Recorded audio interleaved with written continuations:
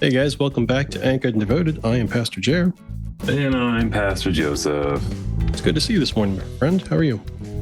I am doing okay. I wonder what okay stands for, like I said. Oklahoma. Really? You're welcome. Okay. I walked into that one. I don't know why it's spelled okay in some places and OKAY in others. That one. Well, that's what I was getting to. It's like, is it for something else? Like, is it? I don't know. But anyway, that's a random. There are a lot of words that start with K. Yeah. So that's what we're talking about today is the etymology of the phrase okay. Are you okay? Am I okay? Are we okay?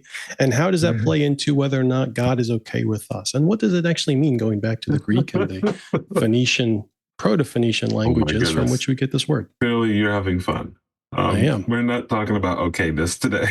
Yeah, but can tomorrow. We please? I'd love to do that conversation. No, I wouldn't. Okay. So we are talking today about envy. Dave is jealous about my ability to speak out of my pocket. Oh my goodness! For those of you who have met my brother in Christ, I'm tell that story. So I'm going to go back in time, actually, not just that's the story, as the pastor role. So anyway, we were in seminary together, and we had to do presentations. I can't remember what the class was for. I just remember it communications. Was it was the communications? Class? Yeah, with Bear. That's even better. We were supposed to go and present on this topic in front of the class, and I can't remember how long it was supposed to be, but the idea of the presentation is that it was timed, and you had to. Your grade was based off of how long you went, and you had to, hit so many points and do so many things. So this brother gets up there, and I don't even remember what the topic was, but he starts talking. And about 3 minutes into the presentation, and I'm pretty sure it was like a 10-minute presentation. The first 3 minutes, he's doing well. It's polished. He's going. And I realized he's gone through all of his material in 3 minutes because he stuck his hands in his pockets. He is officially leaning back from the podium. And he is blowing smoke like a superstar. And so, I think I leaned against it. I think I walked around the front of the podium and crossed my arms and leaned against it. At about a 5-minute mark, you officially started doing this whole professorial hand gesture, looking around the room like you can see, talking to whoever you were talking. I was like, this dude is a trip. Like, he has no clue where we're going. He's just trying to burn out the clock. Like, that's all we're doing here. So anyway, I have no clue. Bro, when you're graded on getting through the time limit, then get through the time limit. Yes. And so I am definitely envious in your ability for other people not to see you blowing smoke. It's not that you have that ability. It's the fact that I seem to be one of few people who can actually see it and go, what? Well, to be fair and grateful, my wife knows that story and calls me on it all the time. She'll look at me and she'll say, "You have your hands in your pocket right now." I'm like, a little bit. Yep, I did. Okay. Yeah. That's your tell. He was my my most invested critiquer when it came to sermons. Yes. And so I have seen a couple of them as well. I was like, yeah, you were doing great up until that point. Right there is when the train went off the track. Like, so let me push back on that and just say this.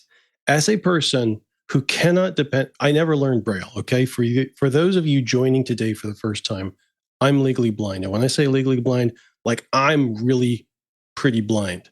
Yes. You wouldn't know it to look at me. You wouldn't know it to watch me because I do a whole lot with a little bit of vision that I have, but it's just a little bit of vision. I never learned Braille either. So I used to give sermons off of my iPad.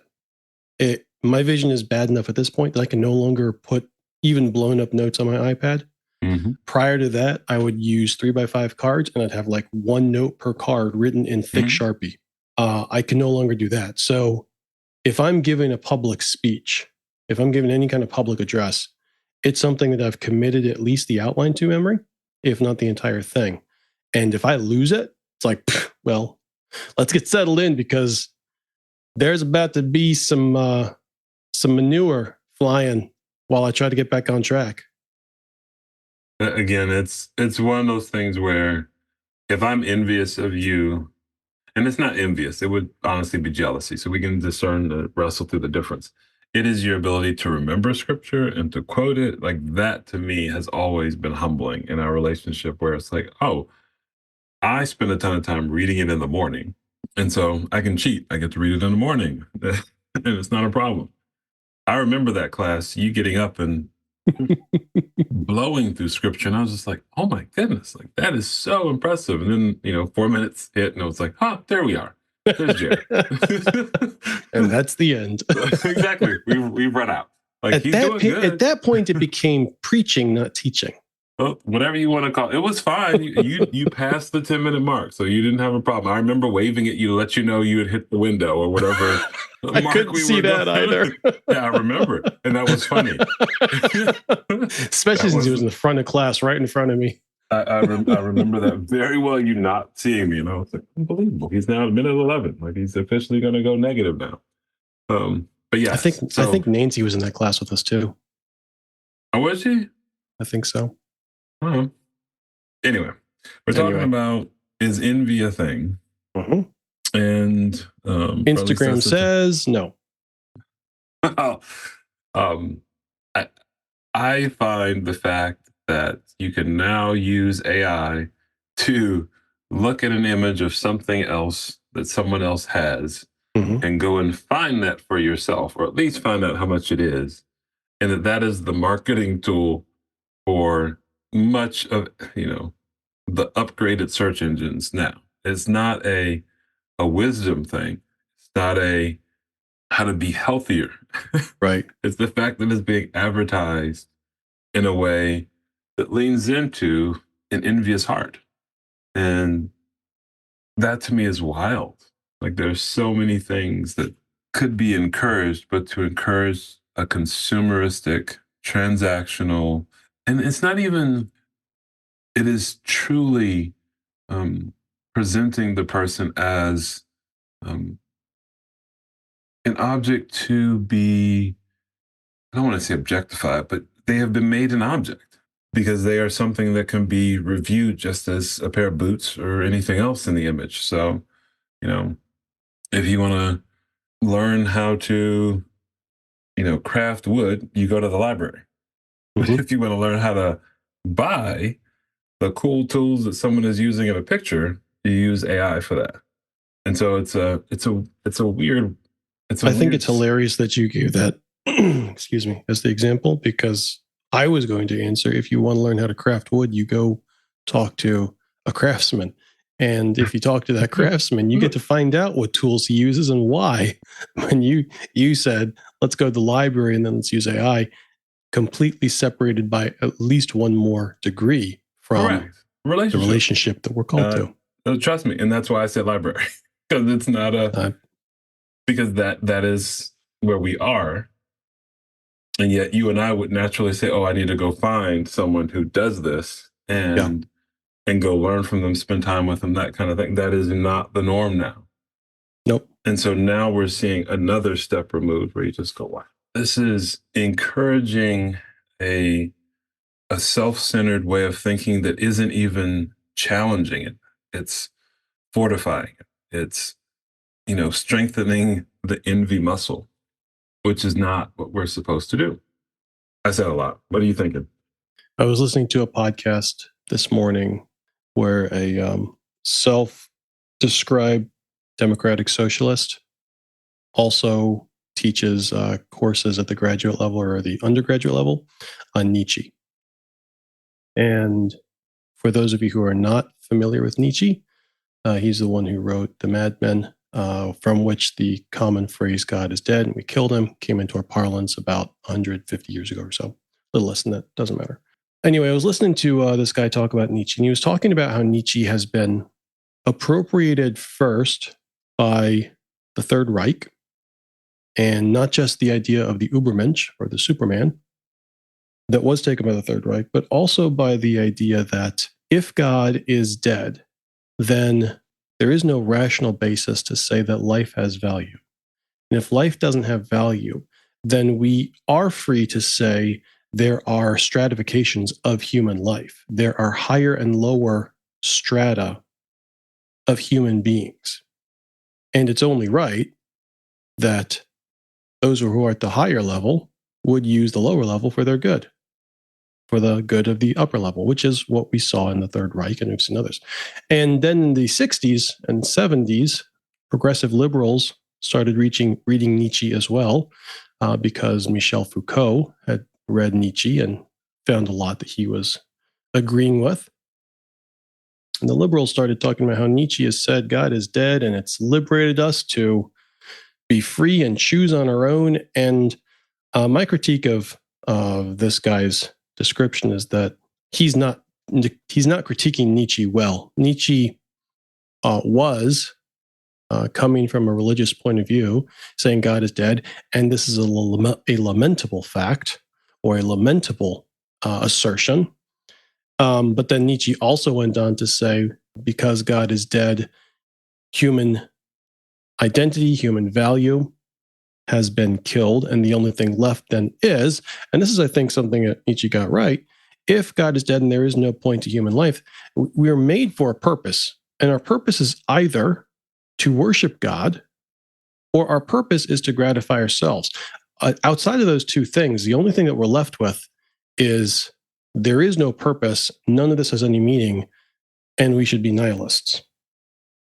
So why am I saying all that? Because when I think about envy, and I want you to come back at me and give us again the definition. Look up Anger and Devoted season 3. I think maybe in season 2. We had an episode there called Jelly or Envy. Jelly, wasn't it? Yeah. Jelly. Yeah, go look that up. But Dave, hit us again with the definition of that after I say this. My thinking is this. As creatures who are made for worship, we will either live according to what we have been made to do, which is to worship God rightly, or we will live to worship ourselves. And that's what that's going to look like is the only thing that is of any value to me is what brings me satisfaction. This goes back to our conversation in the last episode when we were talking about lust, because now we are talking about desire. My desire, whether it's jealousy or greed or envy, is I want something that I don't have. And either you have it and I want it, or I saw it someplace and I want it, or you have it and I want yours. But I want. Give me, because this is going to be something that I use to satisfy myself. And that's how I worship.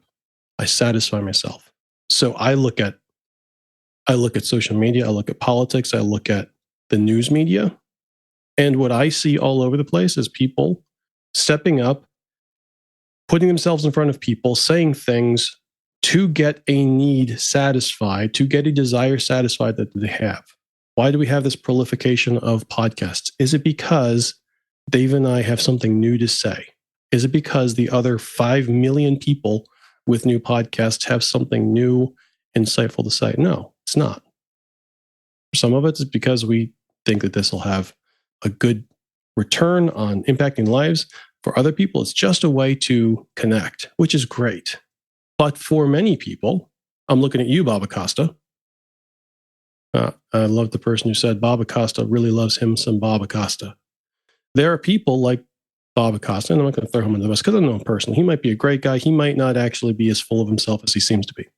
But watching him do his performance, he really seems to love the fact that he is out there doing whatever he's doing. And he wants people to see that. That is a way of satisfying himself. And we see that on parade at every level in our society and in practically every corner of our society. And I think it is not only demonstrative of the fact that envy is a virulent scourge in our society and in the church, I think it is also extremely detrimental to our true happiness, to our actually reaching a point of satisfaction and contentment. Now I've said a lot. Well, I mean, envy is one of those things that our specific current culture embraces more than even most, when we look at the times in the Bible, I would say envy is something that is just a standard thing. Our current culture has, as we talked about the other day, amplified many things. Mm-hmm. And this is one of those things where you just, okay, this is impressive that you Yeah. have a culture that focuses on consumerism and has built envy to make it work. If I can get you focused on the car, the house, the trips, the abs, the whatever it The is that likes, the clicks, the yeah, I mean, followers, there's so many different places. So it's not just one place, it's so many places. If I can even the get you voters, the readers. the books, exactly, Mm-hmm. the diplomas, like there's so many ways to do this. When envy is when you have something honestly that I want. And our culture does a good job of making me want most of the stuff that you have. Even if and most of it is junk. That's the funny part. Mm-hmm. Most of it is not good, and it's not good for me.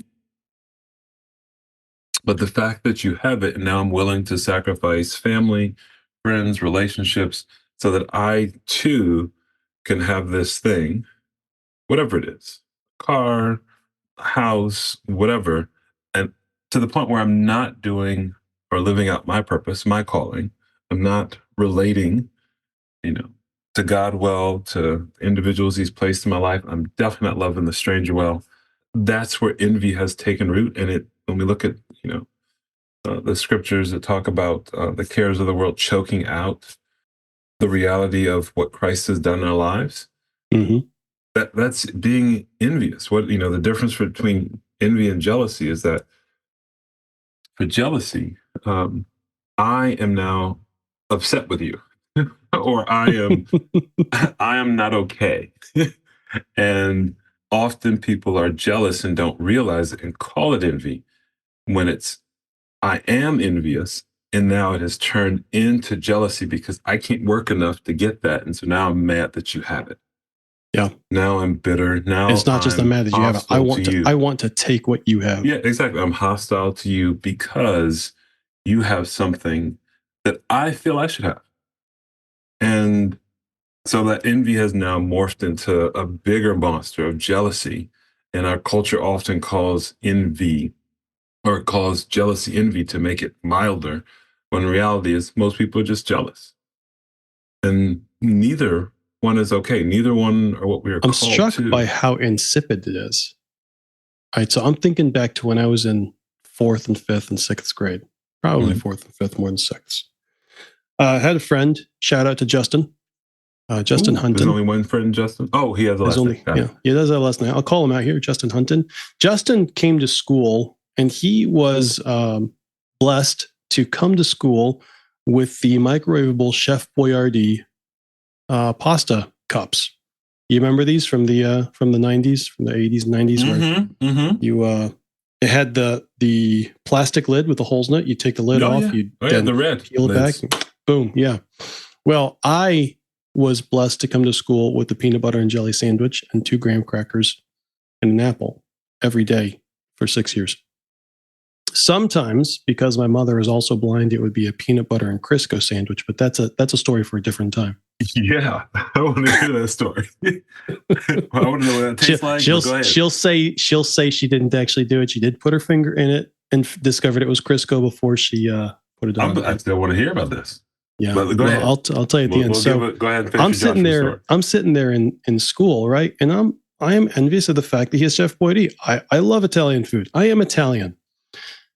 He's got it. I wish I had it. It's got the little meatballs. It tastes so good.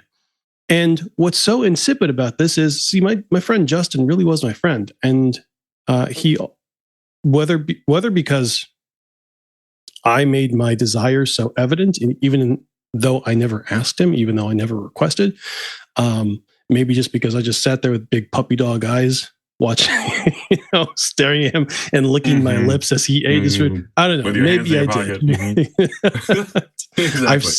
I've seen some of my kids do this. I think they get it naturally. But whether or not that was the case, he would occasionally offer me his Chef Boyardee, and I would gratefully accept it.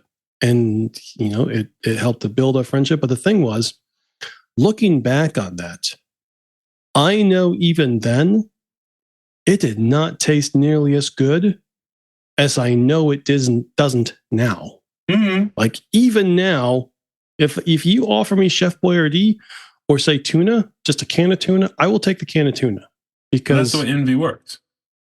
That's how insipid it is. That's I'll how sit it there and works.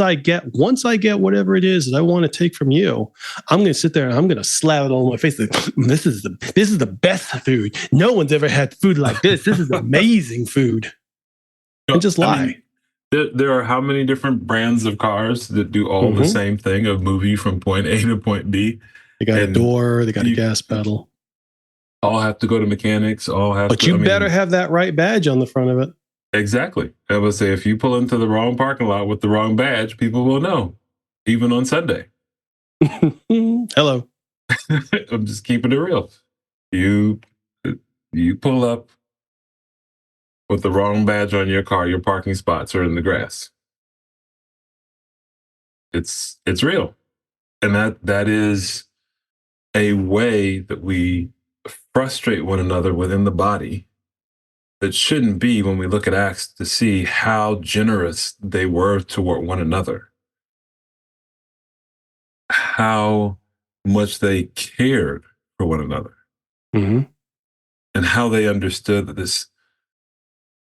this relationship with God was very much tethered to their interactions with one another. I would say the opposite way. How much their interactions with each other was tethered to their relationship to God. Because the generosity that they exhibit in Acts is a direct outflow of the grace that they received in Luke. Because they came together and recognized that their sins had been forgiven, that they no longer had to go to the temple and make a sacrifice each year so that God would accept them, but they were now accepted in Christ forever, secure in that. They'd received more than they could ever give. It became much more normal and possibly even easier for them to come in and say, look, what I have here, this is the Chef Boyardee. I've already been given tuna, so absolutely I'll share my Chef Boyardee with you. I wish I had something better. I wish I had more. But it's because first I've freely received.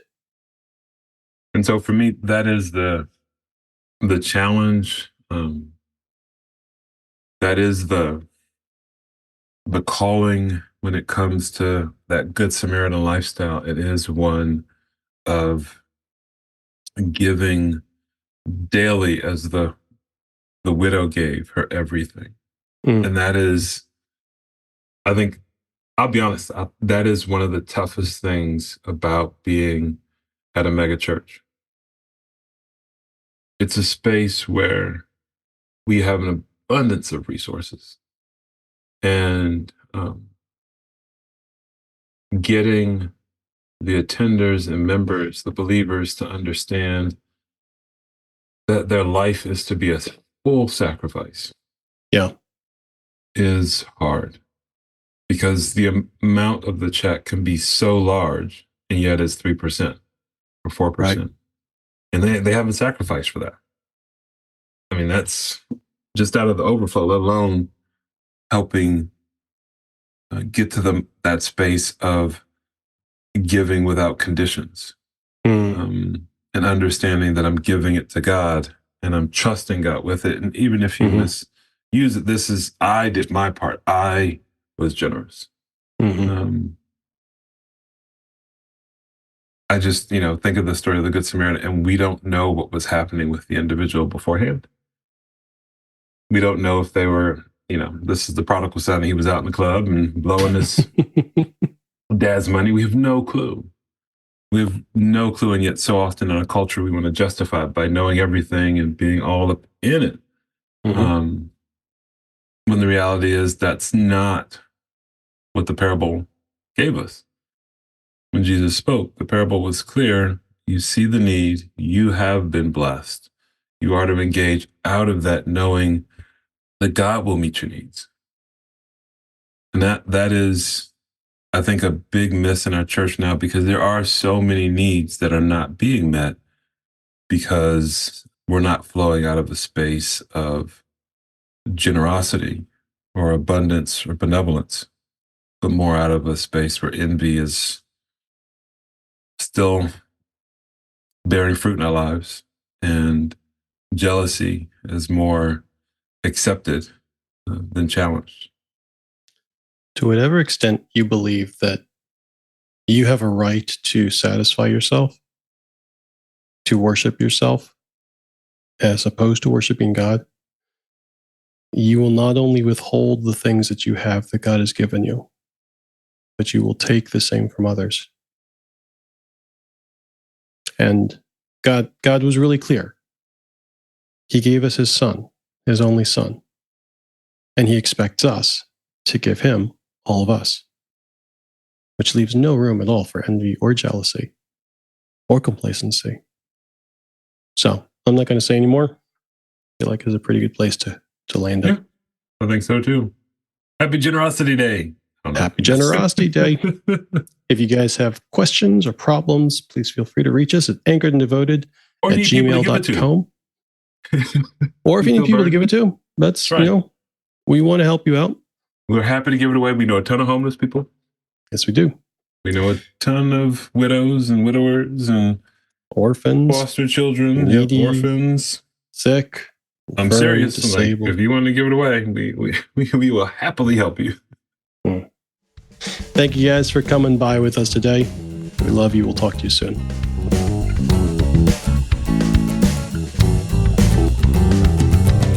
So, my mom would make lunch for us, and I'm from a big family, 8 kids, right? So we shopped at Sam's Club, and we used to get that big tub of Peter Pan ice cream, of Peter Pan peanut butter, right? Yeah, I know the one you're talking about. Well, that big tub of peanut butter looks very similar to that big tub of Crisco. Because the Crisco was blue and white, and yellow top, or blue and white top, exactly. And the other one was green and yellow. We had the red one with the yellow top. Oh, okay. Yeah. Okay. We must have had creamy. You must have had crunchy, because I think the crunchy was green. Yeah, I'm about to say. And that's how it happened. She was making lunch for us one day, and she pulled out. I think she was still in the pantry looking, and she opened it up and said, "Oh nope, that's the Crisco." And so it was never like there's a knife slathered in Crisco that's about to cover my sandwich. Oh no, I get it. I still like to tell the story. She did, I believe, on at least one occasion, pour out of a gallon jug apple juice into my cereal. Or into one of our cereal instead of milk. The cold gallon jug, man. I get it. I get it. I'm impressed that you could eat peanut butter sandwich every day. My wife is the same way, where she is fine with it. I struggled with it. Oh, okay. I'm about to say, for me, I struggled with it. Like that was a you know what? I'll just not eat the sandwich today, and I'll just eat the apple. I need a break. I'll eat the chips and apples, and that was like for a week, and those okay, now I can handle the sandwich again. After several years of a peanut butter and jelly sandwich with grape jelly and an apple in a paper bag, so the apple would go in and leave that huge bruise in the sandwich, and 2 to 3 honey grams. There are 3 things I really don't like: honey grams, apples, and peanut butter and jelly sandwiches. And see, I'm not gonna lie to you. I've never loved the two together, peanut butter and jelly. So I've always just said, I'll take a peanut butter sandwich and a jelly sandwich.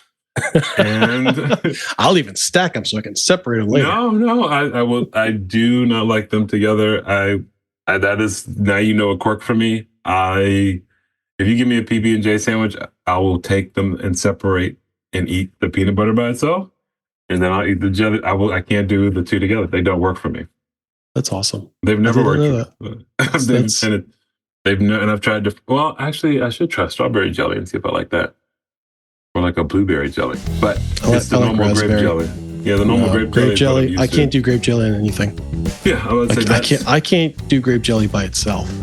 And now you understand. I like the peanut butter. I want it by itself, and then the jelly I can. Whatever. Okay, there you go. There it is. Well, I'll tack some bit of that onto the end of the episode. There you go. It's your outtake or whatever.